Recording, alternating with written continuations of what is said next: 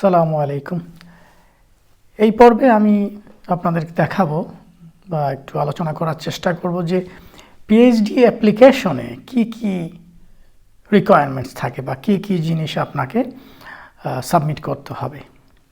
তো এক্সাম্পল হিসেবে আমি ফিনল্যান্ডের একটি ইউনিভার্সিটি অফ ভাসার যে রিকোয়ারমেন্ট অ্যাডমিশনের বা আপনি অ্যাপ্লাই করবেন কি কি ডকুমেন্টস লাগবে সেই বিষয়টা আলোচনা করব এখানে এক্সাম্পল হিসেবে, এবং ইন জেনারেল ফিনল্যান্ডের যে কোনো বিশ্ববিদ্যালয়ে ডক্টরাল স্টাডিজে অ্যাপ্লাই করতে গেলে এক্স্যাক্টলি এই বিষয়গুলোই, এই জিনিসগুলো, এই ডকুমেন্টগুলোই আপনাকে প্রডিউস করতে হবে এবং সাবমিট করতে হবে।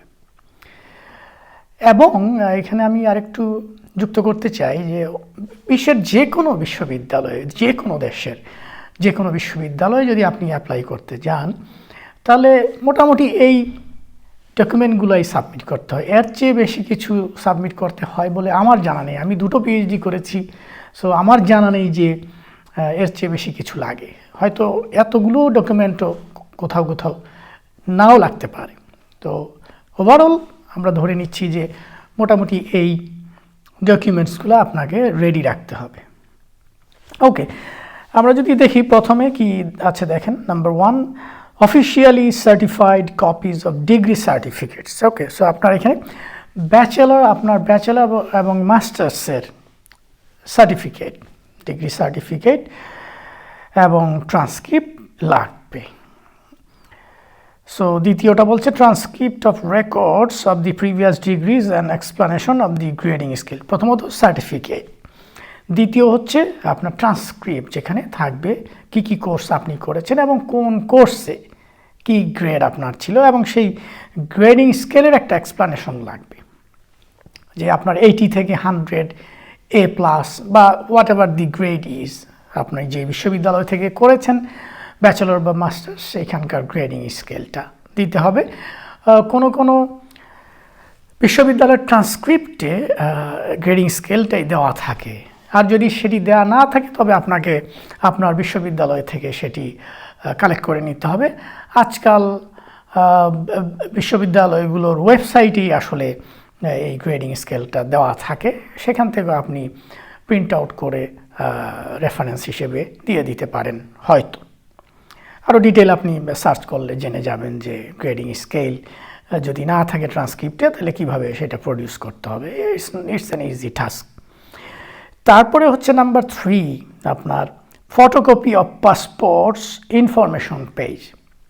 তো আপনার আইডেন্টিটি প্রুভ করার জন্য কি লাগবে? আপনার ফটোকপি লাগবে পাসপোর্টের ইনফরমেশন পেজ, মানে আপনার ছবি সহ যেই পেজটার মধ্যে ইনফরমেশন আছে, আপনার অ্যাড্রেস বা আপনার বার্থডে থেকে যে কোনো আর যে ইনফরমেশন, অ্যাড্রেস, যে ইনফরমেশনগুলো আছে, আইডেন্টিফাইবল ইনফরমেশন, সেই পেজটা। এখানে বাকি কোন দেশে গিয়েছেন আপনি, কোথাকার ভিসা আপনার পাসপোর্টে আছে, সেটি এখানে সাবমিট করতে হবে না আপনাকে। দেন আসছে number 4, proof of language proficiency.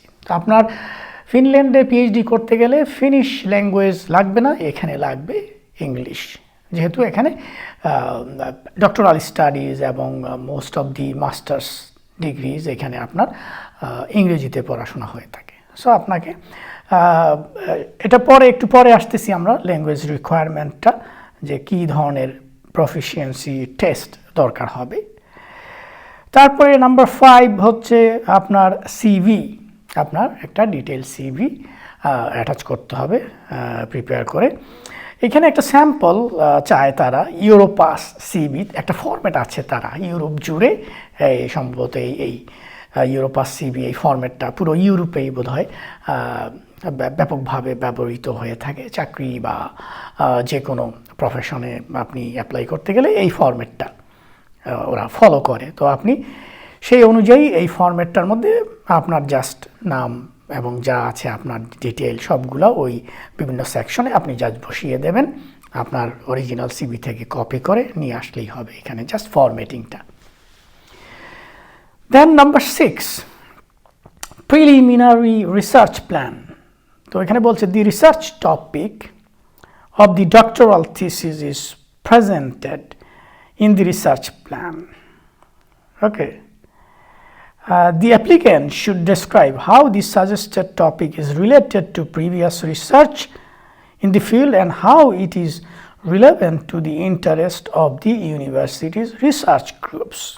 আচ্ছা, তো প্রথমত হচ্ছে যে আপনি যেই টপিক নিয়ে রিসার্চ করে এটা বলতে পারি যে এটা রিসার্চ প্রপোজাল, আপনার ডক্টরাল প্রপোজাল। সেখানে কি থাকবে ছোট করে একটু সংক্ষেপে কিন্তু এখানে বলে দেওয়া আছে। প্রথমত যে আপনার টপিকটা describe how suggested topic is related to previous research. আপনি যেই টপিকে রিসার্চ করতে চাচ্ছেন সেটার লিটারেচার কোন ফিল্ডে সেটা, এবং এই আগে যেই কাজ হয়ে এসছে গত 30 বছর 50 বছর 100 বছরে যে এই ফিল্ডে, যদি ধরেন সেটা ফিজিক্স হয়ে থাকে, স্পেসিফিক্যালি ফিজিক্সের কোনো একটা সেকশনে, অথবা সেটা যদি ইন্টারন্যাশনাল বিজনেস হয়ে থাকে, ট্যুরিজম হয়ে থাকে, সেই লিটারেচার সেই ফিল্ডে যে কাজ হয়েছে, রিসার্চ হয়েছে এত বছর ধরে, সেটার সাথে আপনার টপিকের যে লিঙ্ক বা রিলেশনটা কি সেটা বলা। Then relevant to the interest of the university research. এখানে আরেকটা উল্লেখযোগ্য বিষয় আছে যে বিভিন্ন বিশ্ববিদ্যালয়ে, ফিনল্যান্ডের বলেন বা ইউনিভার্সিটি অফ ভাসাতে, যদি আপনি এটাকে রিসার্চ গ্রুপকে ডিপার্টমেন্ট হিসেবে ধরতে পারেন, কোনো বিশ্ববিদ্যালয়ে ডিপার্টমেন্ট আছে, আলাদা আলাদা স্কুল আছে, আবার কোথাও হয়তো যেমন ইউনিভার্সিটি অফ ভাসাতে আছে রিসার্চ গ্রুপ আছে, কিছু আছে রিসার্চ প্ল্যাটফর্ম। এটাকে আপনি স্কুল বা ডিপার্টমেন্ট আলাদা আলাদা সাবজেক্ট ওয়াইজ ওইভাবে কিছুটা বিবেচনা করতে পারেন বোঝার সুবিধার্থে। ধরেন আমি আছি international business and marketing strategy গ্রুপে, তো এটা ধরতে পারেন একটা department, international business and marketing strategy. তো এই রিসার্চ গ্রুপের ইন্টারেস্ট কি, আপনি এই রিসার্চ গ্রুপ এখানে যদি ক্লিক করেন তাহলে আপনাকে এটা নিয়ে যাবে যে কতগুলো রিসার্চ গ্রুপ এখানে এই ইউনিভার্সিটিতে আছে, সেখানে আপনাকে নিয়ে যাবে। দেখেন এখানে দেখতে পাচ্ছেন আমি যেখানে আছি সেটা হচ্ছে international business and marketing.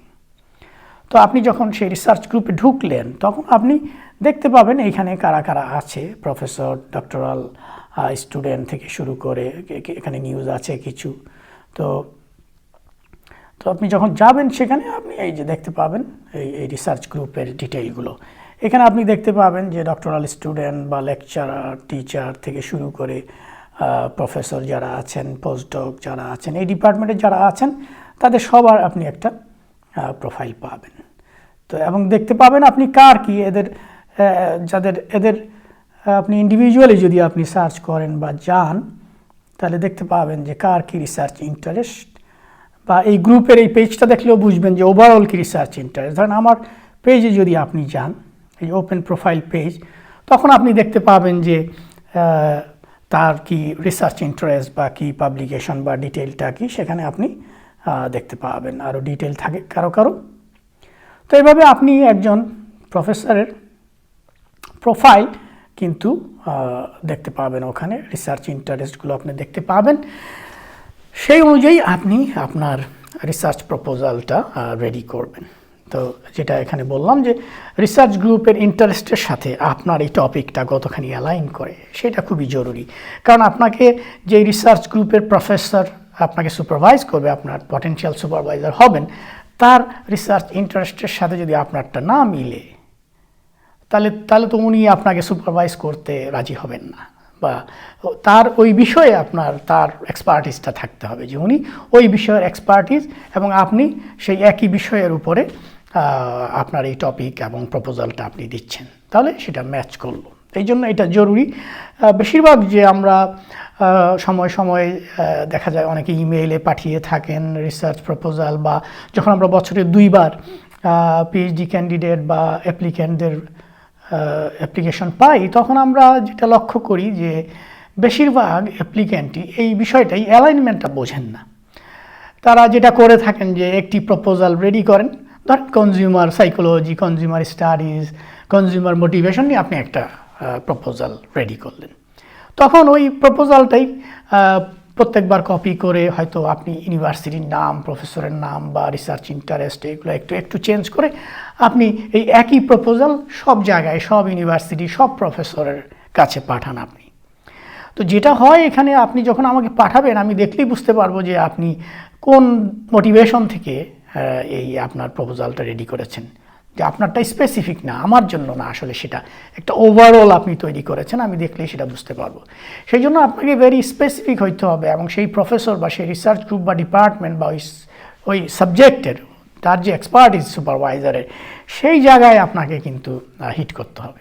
Otherwise আপনি প্রথম ইমপ্রেশনেই কিন্তু আপনার খারাপ হবে, মানে আপনি সেই ইমপ্রেশনটা ক্রিয়েট করতে পারবেন না যে আসলে আপনি চাচ্ছেন এই প্রফেসরের সাথে রিসার্চ করতে, তার আন্ডারে রিসার্চ করতে, তার যে এক্সপার্টিস আছে সেটার উপরে। তো রিসার্চ গ্রুপের যে ইন্টারেস্ট, যে টপিক নিয়ে কাজ করে এই রিসার্চ গ্রুপ, সেইখানে আপনার অ্যালাইন করতে হবে। এটা খুবই ইম্পর্টেন্ট। আদারওয়াইজ আপনার প্রপোজাল যতই ভালো হোক, সেটা আসলে কোনোভাবেই আপনার অ্যাডমিশন পর্যন্ত যাবে না, সেখানে সিলেকশন আসলে হবে না। তারপরে বলছে, in addition to the description of the topic, the research plan must contain a preliminary schedule for the research and description of the material and methods apply to the, ওই যে একটা রিসার্চ প্রপোজালে যা থাকে সেটাই আসলে বলা হচ্ছে আর কি, যে আপনার একটা টেন্টেটিভ স্কেজুয়াল থাকবে 4 বছরে। আপনি 4 বছরে কী করবেন? ফার্স্ট ইয়ারে আপনি ধরেন কী করবেন, আপনি লিটারেচার রিভিউ করবেন, তারপরে সেকেন্ড ইয়ারে হয়তো আপনি ডেটা কালেকশন করলেন, এবং সেকেন্ড ইয়ারে আপনি হয়তো অ্যানালিসিস করে লেখা শুরু করে দিলেন, ড্রাফটিং শুরু করলেন, পাবলিকেশনের জন্য কাজ করলেন। আরেকটা বিষয় বলে রাখি, এখানে ফিনল্যান্ডে মোস্টলি এবং ইউরোপের বেশিরভাগ দেশেই হয়তো এইটা আছে, যে এখানে পিএইচডি হচ্ছে আর্টিকেল বেসড, পাবলিকেশন বেসড। এখানে মনোগ্রাফ না, মনোগ্রাফ হচ্ছে পুরো থিসিস বা ডিজার্টেশনটাই হচ্ছে একটা, আপনার চ্যাপ্টার ওয়াইজ পুরো ডিজার্টেশনটাই আসলে একটা পূর্ণাঙ্গ থিসিস। সেখানে আলাদা আলাদা টপিক না, একটা টপিককেই পুরো এই থিসিসটা জুড়ে কাজ করা হয়ে থাকে। আর আর্টিকেল বেস যে থিসিস, সেখানে হচ্ছে যে আপনার 3 থেকে 4টা ইন্ডিভিজুয়াল আলাদা আলাদা আর্টিকেল থাকবে, আর্টিকেল একবারে ফুল ফ্লেজেড আর্টিকেল, পূর্ণাঙ্গ আর্টিকেল, এবং সেটা পাবলিশ হবে। সেই 4টা বা 3টা আর্টিকেল একসাথে করে আপনাকে পুরো থিসিসটা লিখতে হবে। যখন আপনি একটার পর একটা 3টা ধরেন 2টো 3টে পাবলিকেশন হয়ে গেল, আপনার আর্টিকেল হলো, তখন এইটাকে একটা পূর্ণাঙ্গ রূপ দিতে হয়। এই 3টাকে কম্বাইন করে আপনার ইন্ট্রোডাক্টরি চ্যাপ্টার লিখতে হয় এবং কনক্লুশন লিখতে হয়। তো মোটামুটি যখন আপনি 3টা পাবলিকেশন 2টো পাবলিকেশন করে ফেললেন, তখন কিন্তু আপনার থিসিস মোটামুটি অনেক দূর এগিয়ে গেল। তখন আপনাকে ইন্টিগ্রেট করতে হবে, ইন্টিগ্রেশনটা লাগবে, যে 3টি আর্টিকেল যে এটা একটা টপিক আরেকটা টপিকের সাথে রিলেটেড, মানে একটা টপিকের উপরে আপনি করেছেন, কিন্তু বিভিন্ন অ্যাঙ্গেলে, বিভিন্ন ডাইমেনশন এবং বিভিন্ন পার্সপেক্টিভে, বিভিন্ন রিলেশনশিপ বা বিভিন্ন থিওরি বা মডেল সেখানে আছে, কিন্তু টপিক একটাই। ওভারঅল একটা ব্রড যদি আমি চিন্তা করি, যেমন এন্ট্রি মোড চয়েস বা মার্কেট সিলেকশন, যদি বিজনেসে চিন্তা করেন, ইন্টারন্যাশনাল বিজনেসে, তাহলে ওই স্পেসিফিক এরিয়াতেই আপনার রিসার্চটা, কিন্তু হয়তো ডিফারেন্ট যে ইস্যু নিয়ে আপনি কাজ করেছেন, 3টা আর্টিকেলে 3টা পাবলিশ করেছেন, এবং তখন আপনি থিসিসটা শেষ করবেন ওইভাবে। 3টার মধ্যে কিন্তু খুবই নাইস ইন্টিগ্রেশন থাকতে হবে, একেবারে ডিফারেন্ট এবং একটার সাথে আরেকটার কোনো সম্পর্ক নেই, তাইলে ওইটা একটা ওভারঅল একটা থিসিস হবে না। সেই বিষয়ে আরেকদিন না হয় বলবো। তো মোটামুটি যেটা হলো, যে এইটা হচ্ছে গাইডলাইন ফর রিসার্চ প্ল্যান বা রিসার্চ প্রপোজাল। এটা খুবই ইম্পর্টেন্ট, যেটা আমি প্রথম পর্বেও বলেছিলাম, যে রিসার্চ প্রপোজাল হচ্ছে মূলত যেটার উপরে বেসিস করে আমরা ডিসিশন নেই যে এই ক্যান্ডিডেটকে আমরা অ্যাডমিশন দিব কি দিব না। দেন নাম্বার 7, আপনি যদি দেখেন যে preliminary study plan of the doctoral studies, see the study guide and fill out the PSP. একটা ফর্ম আছে ডিজাইন করা, ওখানে কবে কোথাও কোন ইয়ারে আপনি কোন কোর্স করবেন, কোর্সের লিস্ট দেওয়া আছে, ওখান থেকে চুজ করে আপনি দিবেন যে এই ইয়ারে এই কোর্সটা করব। এইভাবে সম্ভবত 60 ক্রেডিট ইসিটিএস বলে যেটাকে কোর্স করতে হয় এখানে। সেটা একটা রিকোয়ারমেন্ট পিএইচডির। প্রথম 2 বছরের মধ্যেই সবাই মোটামুটি করে ফেলে। দেখা যায় যে এই কোর্সগুলো ইন্টারনালি যে ইউনিভার্সিটিতে আপনি পিএইচডি করছেন সেখানে কিছু কোর্স, এবং পুরো ফিনল্যান্ড জুড়ে বিভিন্ন ইউনিভার্সিটিতে বিভিন্ন সময় ওই কোর্সগুলো আসলে কন্ডাক্ট করা হয়ে থাকে। এমনকি ফিনল্যান্ডের বাইরেও ইন্টারন্যাশনাল ইউনিভার্সিটি, অন্য যেগুলো আপনার বিভিন্ন দেশে ইউরোপের সেখানেও হয়ে থাকে এই কোর্সগুলো। এটা একটা কনসোর্টিয়ামের মতো, এখানে আপনার সবার সাথে সবাই আসলে লিঙ্কড এবং আপনি চাইলে ওই কোর্সগুলো করতে পারবেন। বেশিরভাগ ক্ষেত্রেই ইউনিভার্সিটির ফান্ডিং থাকে ওই কোর্সগুলো অ্যাটেন্ড করার জন্য। ওকে, দেন আসলো number 8, motivation letter for doctoral studies. এখন কোনো কোনো বিশ্ববিদ্যালয়, ফিনল্যান্ডের সবগুলো মোটামুটি যেটা বললাম যে এগুলো লাগবে, কিন্তু বিশ্বের অন্য অনেক জায়গায় হয়তো motivation letter for doctoral studies নাও থাকতে পারে। রিসার্চ প্রপোজালেই হয়তো সেটা কভার করে ফেলছে যে আসলে এটা একাডেমিক একটা রিসার্চ আপনি করতে চান। এখন মোটিভেশন লেটার যদি না চায় সেটা একরকম, আর যদি এখানে যেহেতু চাচ্ছে সেই ক্ষেত্রে মোটিভেশন লেটারটা খুবই সেটাও গুরুত্বপূর্ণ আমি বলবো, টু সাম এক্সটেন্ট। রিসার্চ প্রপোজালের মতো অত না, কিন্তু মোটিভেশন লেটারটাও গুরুত্বপূর্ণ এই জন্য যে সেখানে দেখা হবে যে আসলে আপনি কেন পিএইচডি করতে চান, সেটা আসলে আপনার করার যে ইচ্ছা আকাঙ্ক্ষা সেটা কতখানি সলিড বা পিওর, সেই জিনিসটা এখানে রিফ্লেক্টেড হয়। তো দেখা গেল আপনি পিএইচডি করতে চান, রিয়েল কারণটা কি, যে আসলে আপনি একাডেমিতে কন্ট্রিবিউট করতে চান, রিসার্চ করতে আপনার ভালো লাগে, আপনি হয়তো বর্তমানে ইউনিভার্সিটিতে আছেন টিচিংয়ে, আপনি ফার্দার আপনার কেরিয়ার প্রোগ্রেশন দরকার এবং আপনি কন্ট্রিবিউট করতে চান ফিল্ডে। তো সব মিলিয়ে এই ধরনের একটা বিষয় যে আপনাকে রিসার্চ আকর্ষণ করে, আপনি রিসার্চ ভালোবাসেন, নানা বিষয় আপনার এক্সপার্টিস, এক্সপিরিয়েন্স এবং মোটিভেশন মিলাই আপনি একটা ন্যারেটিভ তৈরি করবেন খুবই ইন্টারেস্টিং ওয়েতে। এটা আসলে 1 to 1, এটা আসলে ইন্ডিভিজুয়াল একটা ব্যাপার, যে এটা আপনি কারো থেকে কপি করলেন, কেউ লিখে দিল, সেটার চেয়ে হলো যে আপনি আপনার নিজের চিন্তা ব্যবহার করে আপনার নিজের ভাবনাগুলো থেকে যদি এটা প্রিপেয়ার করেন তাহলে সেটা খুব বেশি ইন্টারেস্টিং হয়, স্টোরিটা খুব বেশি ইমপ্রেসিভ হয়। তো সেটাই আমার সাজেশন যে নিজে করার চেষ্টা করবেন সেটা। তো নাম্বার 9 আসছে যে এখানে রোলিং অ্যাডমিশনের কথা বলা হচ্ছে। বছরে তো দুবার আমরা ফিনল্যান্ডে সব জায়গায় না হলেও ইউনিভার্সিটি অফ ভাসাতে বছরে আমরা দুবার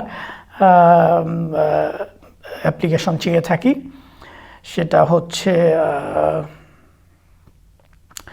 রিকোয়ারমেন্টস, ওকে এখানে আছে আপনার রোলিং অ্যাডমিশন। হ্যাঁ, আপনার যেটা হলো রোলিং অ্যাডমিশনটা হলো যে সারা বছর ধরে অ্যাপ্লাই করা যায় অ্যাডমিশনের জন্য পিএইচডিতে, সেটা যে কোনো সময় আপনি সুপারভাইজারের সাথে যোগাযোগ করে তার সাথে প্রপোজাল ডেভেলপ করে তিনি এগ্রি করলে আপনি পিএইচডি যে অফিস আছে, অ্যাডমিশন অফিস, সেটার থ্রুতে আপনি যে কোনো সময় ভর্তি হতে পারেন। এটার বেলায় যতদূর আমি জানি এই রোলিং অ্যাডমিশনের বেলায় সম্ভবত স্কলারশিপের যে বিষয়টা, যেটা হচ্ছে এমপ্লয়মেন্ট ইউনিভার্সিটির, সেই বিষয়টা সম্ভবত এখানে পাওয়া যায় না। সেখানে স্কলারশিপের জন্য এই রোলিং অ্যাডমিশনে ক্ষেত্রে সেই স্কলারশিপটা পাওয়া যায় না। কিন্তু আপনি যদি রেগুলার বছরে যে দুবার অ্যাপ্লিকেশন চাওয়া হয়ে থাকে তখন আপনি অ্যাপ্লাই করলে এখানে চান্স থাকে যে অন্তত প্রতি ডিপার্টমেন্ট থেকে হয়তো এক সেশনে একজনকে এমপ্লয়মেন্ট দেওয়া হয়ে থাকে বা স্কলারশিপ দেওয়া হয়ে থাকে, যে ওখানকে বেস্ট ক্যান্ডিডেট ধরেন 30 জন অ্যাপ্লাই করলো, সেখান থেকে আমরা সিলেক্ট করলাম যে 3 জনকে আমরা নিব আমাদের ডিপার্টমেন্ট বা রিসার্চ গ্রুপ থেকে। তখন 3 জনের মধ্য থেকে যে বেস্ট তাকে হয়তো ফান্ডিং দেওয়া হবে। আবার কাউকে যদি ফান্ডিং না থাকে ডিপার্টমেন্টে বা স্কুলে, দেন কাউকেই হয়তো দেওয়া হবে না। বাট ইন জেনারেল দেখেছি যে কেউ না কেউ পায়। আবার দেখা যায় যে ইন্টারনাল ফান্ডিং পেলেও না, সে বিভিন্ন এক্সটার্নাল ফান্ডিং এজেন্সি আছে, ফাউন্ডেশন আছে ফিনল্যান্ডে, তারাও খুব জেনারাস, খুব যাদের ইন্টারনাল ফান্ডিং নেই তাদেরকে এই এজেন্সিগুলো, ফাউন্ডেশনগুলো জেনারাসলি দিয়ে থাকে, ফান্ডিং দিয়ে থাকে। তো আমি দেখিনি যে এর কারো কোনো সমস্যা হয়েছে আসলে পিএইচডি শেষ করতে ফান্ডিংয়ের জন্য। এটা একটা সুখবর। তারপরে হচ্ছে যেটা হচ্ছে যে রোলিং অ্যাডমিশনের বেলায় বলছে যে সুপারভাইজারের স্টেটমেন্ট লাগবে, যে সুপারভাইজারের সাথে আপনার যোগাযোগ হয়েছে, তিনি এগ্রি করেছেন এবং তার কাছ থেকে একটা স্টেটমেন্ট যে তিনি লিখে দিবেন যে তিনি এগ্রি করেছেন সুপারভাইজ করতে, সেটা থাকবে রিকোয়ারমেন্ট। কিন্তু যখন আপনি রেগুলার সেশনের জন্য অ্যাপ্লাই করবেন তখন সুপারভাইজারের স্টেটমেন্ট লাগবে না, তখন এটা কমিটির থ্রুতে আসবে, আমাদের কাছে আসে, সিলেকশনটা পরে হয় এখান থেকে। সো ওই ক্ষেত্রে দরকার হয় না। আচ্ছা, তারপরে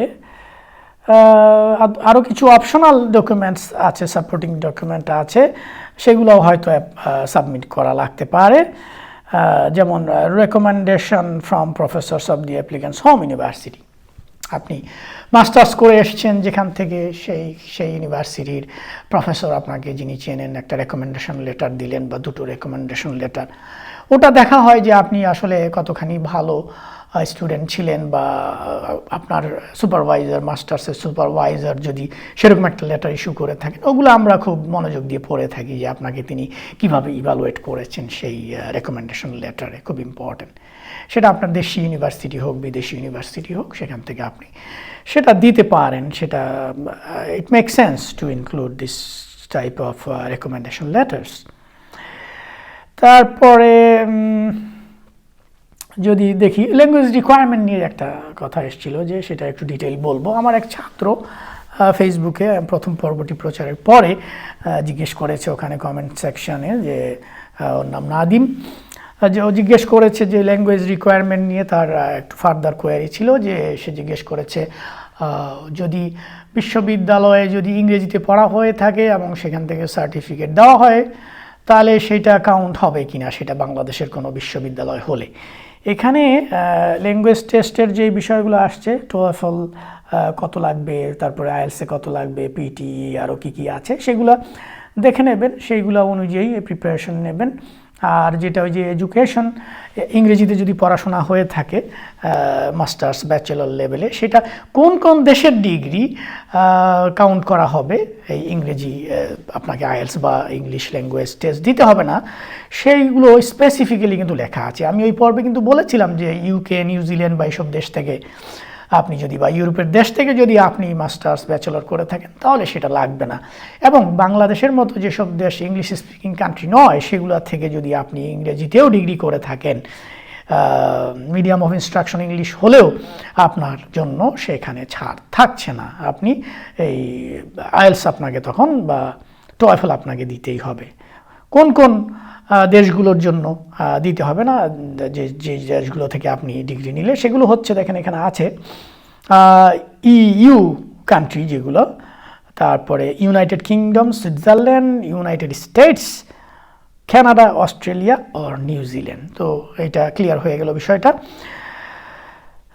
দেন আপনার বাংলাদেশে ধরেন যদি এই কান্ট্রিগুলোর কোনো ইউনিভার্সিটি যদি বাংলাদেশে ক্যাম্পাস থেকে থাকে বা দূরশিক্ষণও থেকে থাকে, কিন্তু অরিজিনাল সার্টিফিকেট যদি আসে ওই দেশগুলো থেকে, তাহলেও আপনি সেই সুবিধাটা পাচ্ছেন কিন্তু। তারপরে যদি আপনি ফিনল্যান্ডে পড়াশোনা করে থাকেন ইংলিশে, ব্যাচেলর বা মাস্টার্স, তাহলে লাগছে না। তারপরে যদি এক্সচেঞ্জ প্রোগ্রামে এসে থাকেন আপনি কখনো ফিনল্যান্ডে, স্পেশালি এখানে দেখাচ্ছে ইউনিভার্সিটি অফ ভাসাতে, তাহলে এই বিশ্ববিদ্যালয়ে আপনার পিএইচডি অ্যাডমিশনের জন্য আপনার ইংলিশ ল্যাঙ্গুয়েজ টেস্ট দিতে হবে না। তো ইন্টারেস্টিংলি আমি আমার এক্সপিরিয়েন্স একটু শেয়ার করি এখানে। আমি যখন মনবসু স্কলারশিপে জাপানে গেলাম, তো জাপান এমবেসি পরীক্ষা নিয়ে থাকে টফেলের মতো একটা টেস্ট যাওয়ার আগে, দেশে থাকতেই। সেটা পরে ওইটার বেসিসে পরে স্কলারশিপ হওয়ার পরে গেলাম মাস্টার্স করতে। সেখানে প্রথমে যেটা হয় 6 মাসের জন্য রিসার্চ স্টুডেন্ট বা রিসার্চ স্কলার হিসেবে থাকতে হয়। তারপরে 6 মাস পরে অ্যাডমিশন টেস্ট দিয়ে মাস্টার্স এমএসসি শুরু হয় মনবসু স্কলারশিপে। এখন যেটা হয়েছিল আমার জন্য, যে আমি আইএলস দেইনি, ওই যে টফেলের মতো একটা পরীক্ষা দিয়ে গেলাম জাপান এমবেসির, সেটা, এবং তারা ইন্টারভিউ নিয়েছিল, সেটার বেসিসে আমার সিলেকশন হয়। পরে আমি যখন গেলাম তখন যে রিকোয়ারমেন্ট হলো যে আইএলস বা টোয়েক, ওদের একটা লোকাল টেস্ট আছে আইএলস আপনার টোয়েফলের মতো ইংলিশের উপরে, যেটা কোনো স্পিকিং টেস্টটা শুধু হয় না টোয়েকে, আদারওয়াইজ বাকি সব সেকশনগুলো একই। লিসেনিং, রাইটিং, রিডিং থাকবে, স্পিকিং থাকবে না। মনে হয় জাপানিজরা এবং চায়নাতেও এই টেস্টটা চালু আছে। জাপানিজ এবং চাইনিজদের জন্য একটু হয়তো কথা বলা ইংলিশটা হয়তো একটু টাফ সম্ভবত, যে কারণে তারা ওই স্পিকিংটা বাদ রেখে এই টেস্টটা চালু করেছে। তো আমাকে যেটা করতে হলো যে আমি টোফেল দেইনি তখন, টোয়েক এই টেস্টটা আমি কিন্তু দিয়েছিলাম, যেহেতু ওটা একটা রিকোয়ারমেন্ট। তো আমি যদি এই দেশগুলো, যে কথাগুলো বললাম, এই দেশগুলোর কোথাও থেকে যদি আমি ইংলিশ যদি মিডিয়াম অফ ইনস্ট্রাকশন ইংলিশ হতো, তাহলে আমার কিন্তু সেই ইংলিশ টেস্টটা দিতে হতো না। কিন্তু আমি বাংলাদেশ থেকে, ইউনিভার্সিটি থেকে মিডিয়াম অফ ইনস্ট্রাকশন হিসেবে ইংলিশ, সেটি আমি হিরোশিমা ইউনিভার্সিটিতে সাবমিট করেছিলাম, কিন্তু তারা সেটা আমার সেই সার্টিফিকেটটি তারা গ্রহণ করেনি, কারণ বাংলাদেশ ইংলিশ স্পিকিং কান্ট্রি নয়। সেজন্য আসলে এই ধরনের মিডিয়াম অফ ইনস্ট্রাকশন ইংলিশ থাকা সত্ত্বেও আমরা কিন্তু এখানে বঞ্চিত হচ্ছি। কিন্তু আফ্রিকার অনেক দেশই কিন্তু ফার্স্ট ল্যাঙ্গুয়েজ ইংলিশ, তখন তাদেরকে কিন্তু তাদের আইএলটিএস বা টোফেল দিতে হয় না। আমি দেখেছি আফ্রিকার অনেক দেশেই তারা যখন এখানে আসে বিদেশে পড়তে, তাদের দরকার হয় না, কিন্তু বাংলাদেশিদের দরকার হয়। আশা করি আমার প্রাক্তন ছাত্র যে প্রশ্নটি করেছিল সেটি উত্তর দেওয়া হয়েছে এবং বিষয়টি ক্লিয়ার হয়ে গেছে এখানে।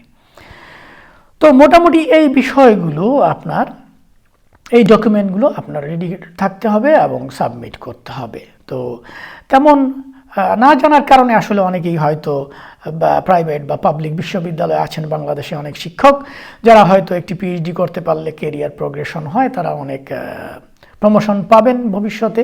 কিন্তু এই যে না জানার কারণে ভাবেন যে কি কি লাগবে, কখনো সার্চ করেও দেখেন না, এই যে স্ট্যাটাস কো বায়াস, এই যে না খোঁজা বা না জানার যে টেন্ডেন্সি, সেটার কারণে আসলে অনেকে এই পিএইচডি করা থেকে বঞ্চিত হচ্ছেন। তো ফান্ডিং এবং এই রিলেটেড বিষয়গুলো নিয়ে, যে প্রাইভেট ফান্ডিংয়েও আসলে আপনি আসতে পারেন, খুব বেশি খরচ হবে পিএইচডিতে তা না, সেই বিষয়টা নিয়েও আমি আলোকপাত করব পরের পর্বে, কোনো এক পর্বে। আপাতত আমরা জেনে নিলাম যে পিএইচডি করার জন্য আপনাকে কোন কোন ডকুমেন্ট রেডি করতে হবে এবং প্রপোজাল কিভাবে লিখতে হবে, এই বিষয়েও আমি একটা পর্ব করব, ক্লাসের মতো নিব আমি। তো আশা করি ধাপে ধাপে আপনারা জানতে পারবেন, বুঝতে পারবেন যে পিএইচডির জন্য, আপনি পিএইচডি অ্যাপ্লিকেশনের জন্য, অ্যাডমিশনের জন্য, ফান্ডিংয়ের জন্য আপনি কিভাবে নিজেকে প্রিপেয়ার করবেন। সবাই ভালো থাকবেন। আজকে এই পর্যন্তই। আসসালামু আলাইকুম।